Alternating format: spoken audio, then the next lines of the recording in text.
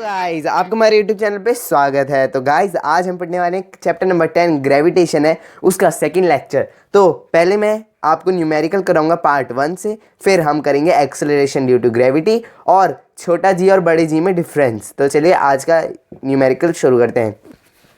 तो ये कह रहे हैं the mass of the earth is 6.10 की power 24 kg and moon is 7.4 into 10 की power 22 kg. If the distance between the earth is 3.84 multiply with 10 की power 5 kilometre, calculate the force exerted by the earth of the moon. take g, हमें g की ये value लेनी है। तो हम इसे सॉल्व करते हैं। तो पहले इसने कहा है जो मास दिया है हमें अर्थ का वो कितना है 6 मल्टीप्लाई में 24 kg और मून का क्या दिया है ये अर्थ का है और मास ऑफ मून क्या दिया है हमें दिया है 7.4 मल्टीप्लाई में 10 की पावर 22 kg। तो हमें इनका फोर्स निकालना है कि दोनों ने कितना फोर्स लगाया है। तो हम पहले निकालेंगे डी, डिस्टेंस निकालेंगे। तो डिस्टेंस हमें कितना दिया है, तो जैसे हमें यहाँ पे डिस्टेंस हमें किलोमीटर पे दिया है तो पहले हम मीटर में करेंगे, ठीक है। तो डिस्टेंस है हमारा 3.84 मल्टीप्लाई में 10 की पाई ये। तो अब हम इसे मीटर में कन्वर्ट करेंगे तो 1000 से मल्टीप्लाई करना पड़ेगा। तो 1000 से मल्टीप्लाई कर देंगे तो यहाँ पे 5 है 10 की पावर, तो अब कितनी हो जाएगी 8, क्योंकि 3 जीरो जो है वो और ऐड हो गई है। तो ये आ गया हमारा। और अब हमारा डिस्टेंस आ गया। अब हमें जी की वैल्यू क्या रखनी है 6.7 मल्टीप्लाई में -11 न्यूटन मीटर स्क्वायर kg -2। तो हम अब जो इक्वेशन है, जैसे कि यहाँ पे फोर्स का फॉर्मूला क्या होता है जी m1 m2 डिवाइड में r का स्क्वायर।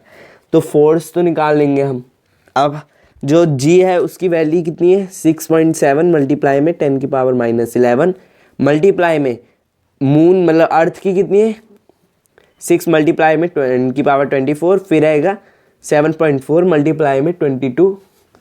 अब हमें आर स्क्वायर निकालना है। आर क्या होता है हमारा डिस्टेंस, ठीक है। कहीं पे डी भी लिखा रहता है, जैसे बुक में जो है वो डी लिखा होगा, तो पर हम इसे आर भी लिख सकते हैं। तो डिस्टेंस कितना है 3.84 मल्टीप्लाई में 10 की पावर 8 का स्क्वायर, ठीक है। अब ये कैलकुलेशन बहुत ज़्यादा बड़ी है क्योंकि इसमें पॉइंट का है। तो हम जो इसकी कैलकुलेशन आएगी उसका आंसर आएगा ये, क्योंकि अभी मैं करूँगा तो पूरी वीडियो कैलकुलेशन की बन जाएगी। तो इतने न्यूटन का फोर्स लगाया गया है उस मून ने अर्थ पे, अर्थ के मून में। तो आप इसका स्क्रीनशॉट ले सकते हैं। पहले ये लिखना है फिर ये। अब हम पढ़ते हैं एक्सेलरेशन ड्यू टू ग्रेविटी।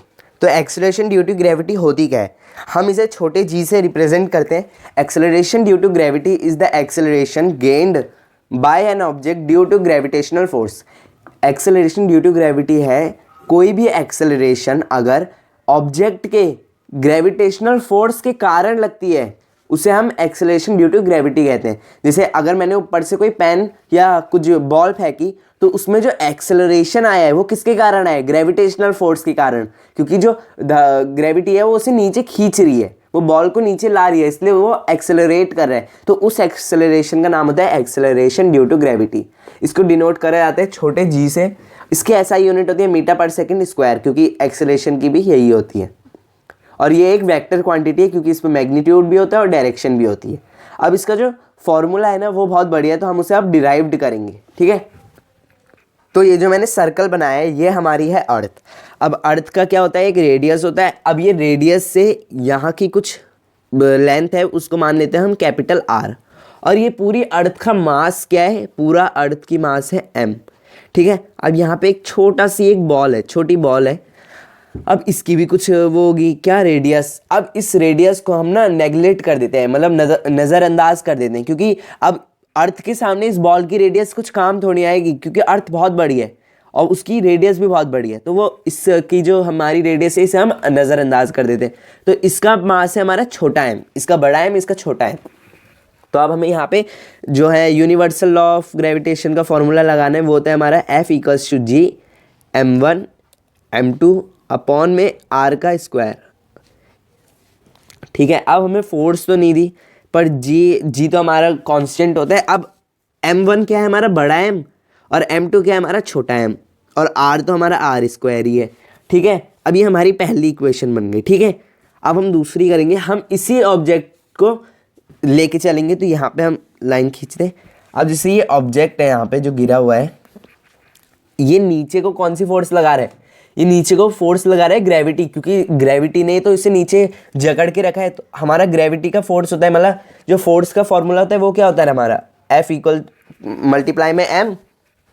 अब जो a है, a मतलब एक्सेलरेशन, जो अब ये एक्सेलरेशन कौन सी लगा रहे हैं, नीचे को एक्सेलरेट कौन सी कर रहा है, ग्रेविटी से कर रहा है ना। और वो ग्रेविटी कौन सी है, एक्सेलरेशन ड्यू टू ग्रेविटी है। तो यहाँ पे हम छोटा g भी लिख सकते हैं। तो अब देखो ये हमारी दो इक्वेशन बन गई ना। अब इसमें कुछ अंतर है, देखो f और f बराबर, मतलब LHS इनका बराबर है। अब हमें इसको और इसको बराबर करना है, तो हम क्या करेंगे, इक्वेट कर देंगे, इक्वेटिंग इक्वेशन 1 एंड सेकंड।